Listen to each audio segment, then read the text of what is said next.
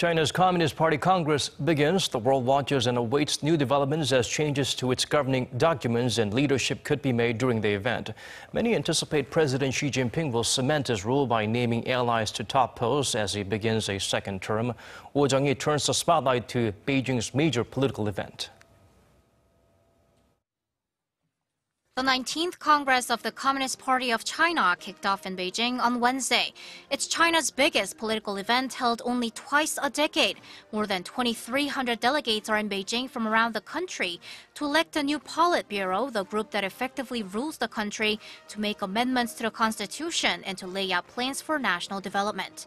Chinese President Xi Jinping is starting his second term.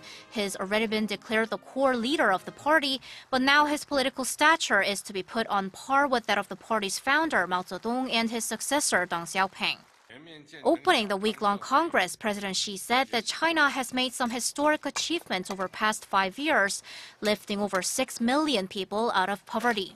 He stressed that now the party's task is to realize the Chinese dream of national rejuvenation, developing socialism with Chinese characteristics for a new era, and thereby completing the construction of a modern socialist state by the 2050s.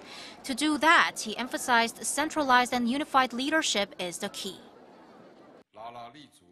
China is still and will long remain in the primary stage of socialism, and China's international status as the world's largest developing country has not changed. The whole party should work to unite people of all ethnic groups across the country to achieve economic development as the main goal and make China a powerful socialist state. President Xi also emphasized that his fight against corruption will continue by putting power into what he called a stronger institutional cage through legislation and measures like a reporting platform. Much attention is on who will rise as allies of President Xi. 5 new members will be appointed to the Politburo Standing Committee, which is China's top decision-making body. For the opening of the Congress, North Korea's ruling Workers' Party sent a message of congratulations.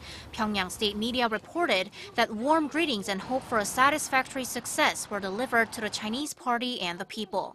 But Pyongyang's message for this Congress was only 3 sentences long, much shorter than the one sent to Beijing for the previous Congress in 2012, which was over 800 characters long.